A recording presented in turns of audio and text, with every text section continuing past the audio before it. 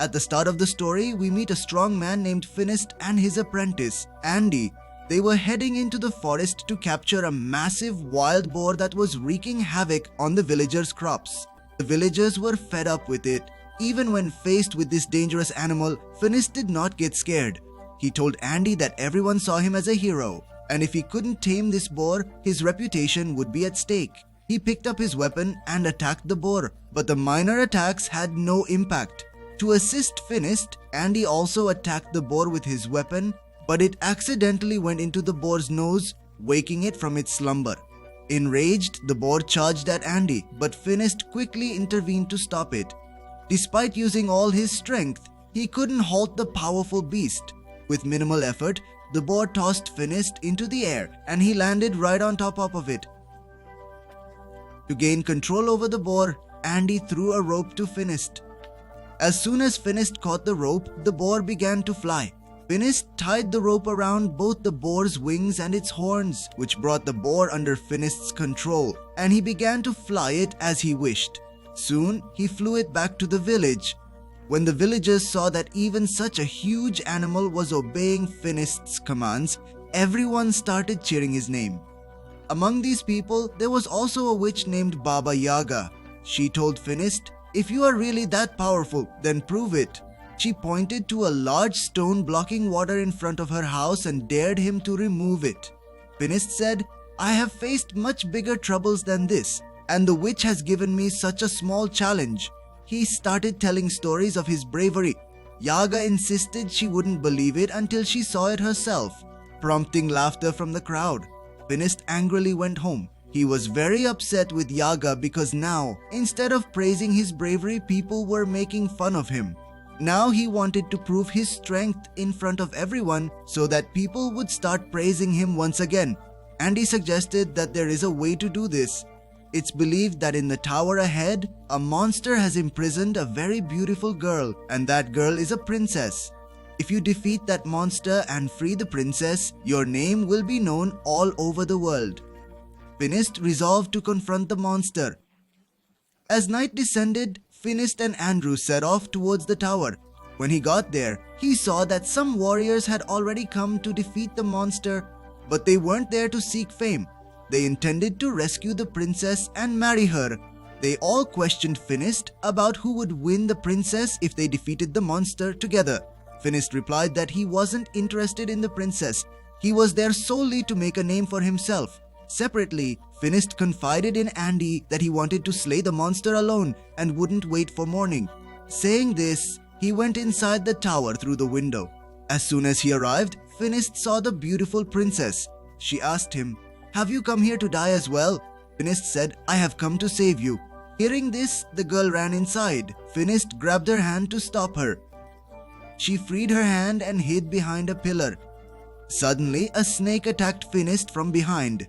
As Finist fought the snake, he realized it was not an ordinary snake, but the tail of the monster he had come to battle.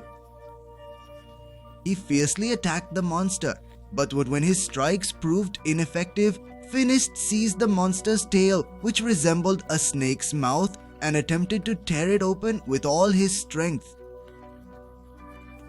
However, as soon as Finist pried open its mouth, the snake spat into his eyes, rendering him blind. Despite losing his sight, Finist didn't surrender and used his foot to locate his weapon. Finist attacked the monster again, but the monster disappeared. Finist's relentless attacks caused the tower to start crumbling. The sound of the tower collapsing woke all the warriors. They all rushed over to the spot where the debris was falling from the tower. These warriors couldn't see the princess or the monster. All they saw was Finist buried under the rubble, slowly getting up. When Andy found out that Finist had lost his eyesight, he took him away from there and brought him home. Finist was furious after losing his eyesight. He had become very irritable. Andy couldn't bear to see him like this. Andy went to Baba Yaga for help. He told Baba Yaga everything that had happened to Finist, but Baba Yaga refused to help because when she was in trouble, Finist hadn't helped her either. Upon hearing this, Finist felt very sad. Time passed and Andy stopped visiting Finist. Finist struggled to manage his tasks, going out to buy food and drink. only to have children steal his fruits.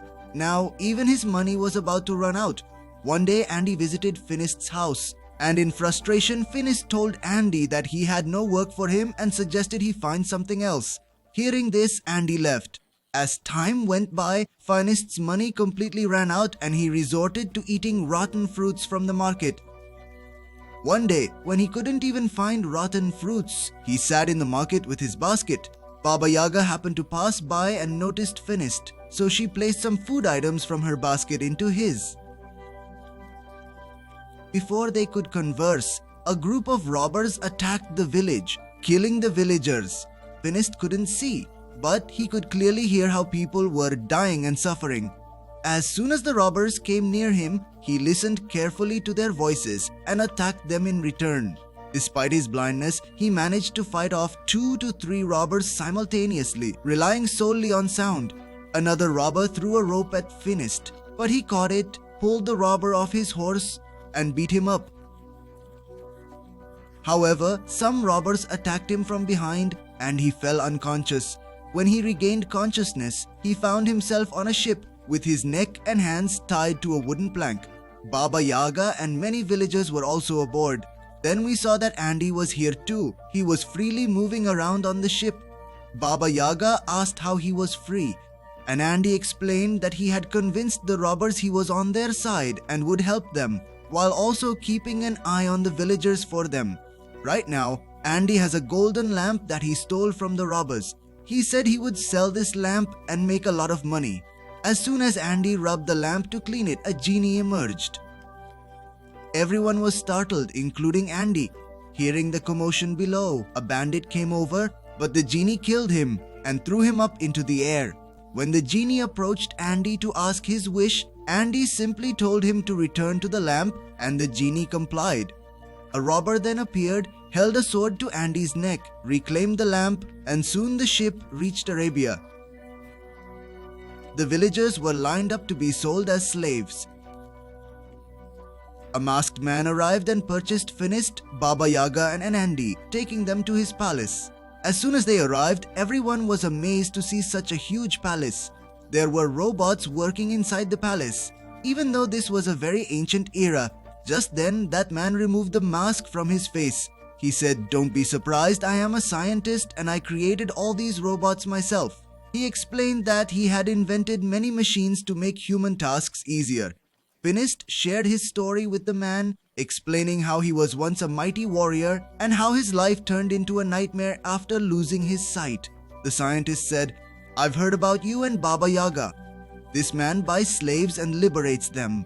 When it was time to eat, the scientist summoned food using his robots, which left everyone amazed. They thought it was some kind of magic, but the scientist clarified that it wasn't magic. "I have been working on these for the past 500 years.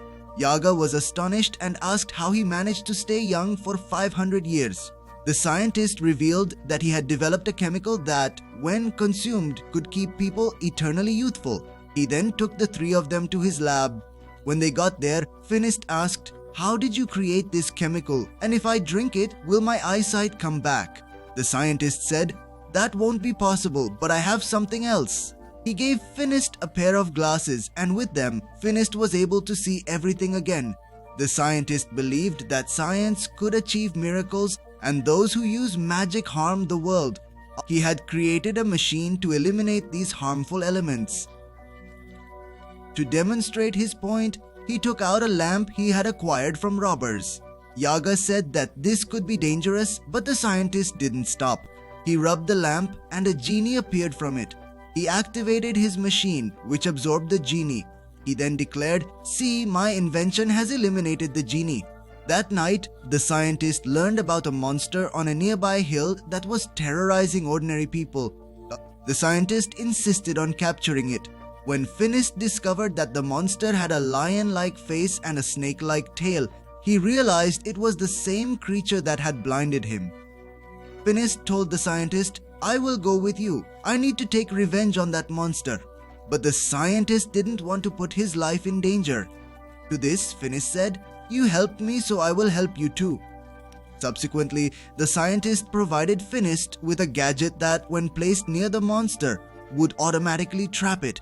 At night, Baba Yaga sneaked into the scientist's lab. She wanted to drink the chemical to remain eternally young, but the scientist caught her and said, "If you manage to bring the monster, I'll personally give you a portion of that chemical."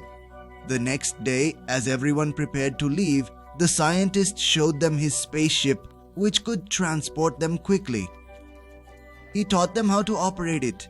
Before departing, the scientist insisted that he wanted the monster alive.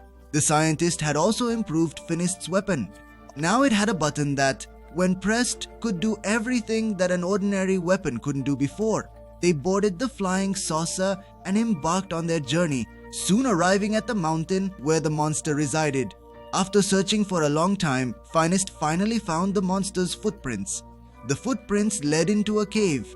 Finist placed the scientist's machine outside the cave.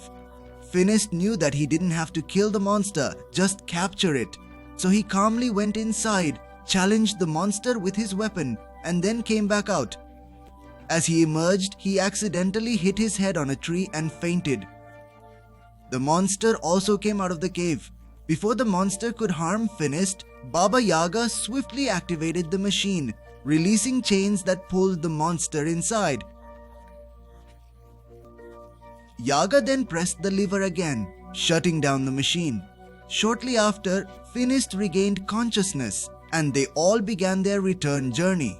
The journey was long, so they decided to rest midway at night. During the night, Finist heard a girl's voice from the cage and began to open it. Baba Yaga tried to stop him, but he didn't listen. When the cage opened, it revealed the same Princess Finist had encountered in the tower. Baba Yaga said, "That means this princess is actually the monster." Yaga warned, letting her out could be very dangerous. But Finist wouldn't listen because he had fallen in love with the princess. As Finist reached out to the princess, Baba Yaga pushed him away and closed the cage. The princess explained, "I didn't hold your hand because I am under a curse. If any man touches me, I will turn into a monster." The princess said, "I am not evil." She never harms anyone unless someone attacks her first, because she doesn't want anyone to get hurt because of her. "I live alone here in the mountains, but even here, people don't let me live in peace." After that, we saw that the scientist had stolen a farmer's cat. The farmer pleaded, explaining that the cat was harmless and even beneficial as it emitted light at night, illuminating the surroundings. But the scientist didn't listen to the farmer. He placed the cat under his machine. This machine could extract the magical powers from anything. And just like that, it took away the cat's magical strength and turned the cat into a magical chemical, which the scientist stored in his vault. The scientist had already collected a lot of chemicals here. The princess and Finist fell in love. Baba Yaga and Andy began to take both of them captive to the scientist. When they reached the scientist's palace, they watched him from a distance. They saw that the scientist had taken all the magic from a magical bird and put the resulting chemical into his robots. This meant that the robots weren't running on science but were powered by magic. He was extracting these chemicals from all kinds of magical things. After that, Baba Yaga confronted him angrily. She said, "You're a liar. These robots aren't inventions, they're puppets powered by magic. That means even your long life is because of magic." That magic, which the scientist gained by killing innocent animals. Hearing this, the scientist became angry and said, "Anyone who learns my secret does not stay alive." After that, Baba Yaga and Andy got scared and started to run away. Baba Yaga also freed Finist and the princess because she realized that the scientist would do the same thing to the princess. The princess revealed she knew the scientist who had pursued her for a long time. Just then, the scientist arrived there too. He gathered all his robots so that none of them could escape, and then he started extracting the princess's magic with his machine. Finist tried to save her, but he was tied up. He couldn't actually save her, but he held the princess's hand so that she would turn into a monster. As a monster, she broke her chains and escaped. Baba Yaga and Finist seized the opportunity to flee, but the scientist's men pursued them. Baba Yaga used her magic to evade them, throwing watermelon seeds that magically transformed into watermelons. The scientist unveiled his large robot. He absolutely cannot abandon Finist and Baba Yaga as they know his true nature. Andy explained to the scientist that we have an ample supply of magical chemicals, but the scientist was unconvinced. When the large turtle robot emerged, it caused the entire palace to collapse. Now the scientist was sitting inside the robot, chasing after Finist and Yaga along with Andy. He began launching cannonballs at them. Finist told Yaga, "You distract it while I climb on top and try to flip it over, because once this big turtle is upside down, it won't be able to get back up." As the robot approached Yaga, its machinery started extracting magic from her, making her appear very old. Seeing this, Finist felt really sorry for her, but while she was distracting the scientist, Finist climbed onto the turtle. When the scientist saw this, he stretched out the turtle's arms to try and throw Finist down. Finist didn't fall, but his glasses did. Now he couldn't see anything. Baba Yaga, noticing this, began guiding Finist, instructing him on how to fight and where to go. Meanwhile, the princess, transformed into a monster, arrived. Seeing her, the scientist was terrified. Finist then wrapped a chain around the turtle's neck and began flipping it, causing all the magical chemicals inside to spill out. The scientist tried to escape using his magical wings, but his magical wings didn't work and he fell down into the magical chemical and died. Finist, exhausted, fainted. The princess saw him lying there and began to cry, fearing for his well-being as she had fallen deeply in love with him. When her tears touched Finist's eyes, he suddenly regained consciousness and his vision returned. Finist confessed his love for her and vowed to always be by her side. However, the princess explained that due to her curse, she couldn't stay with him. Saddened, Finist returned to the village with his companions, still lost in thoughts of the princess. While Baba Yaga was searching for a way to regain her youth, she discovered a method to break the princess's curse. She happily went to Finist and shared this good news with him. She explained that the curse was deliberately placed on the princess. It's not her fault at all, and now their next mission is to break the princess's curse. But that will probably be shown in the next part of the movie, which hasn't been released yet. If you enjoyed the video, please like it, subscribe to the channel, and help us reach 1 million subscribers quickly. Please! I just can't stop now, guys.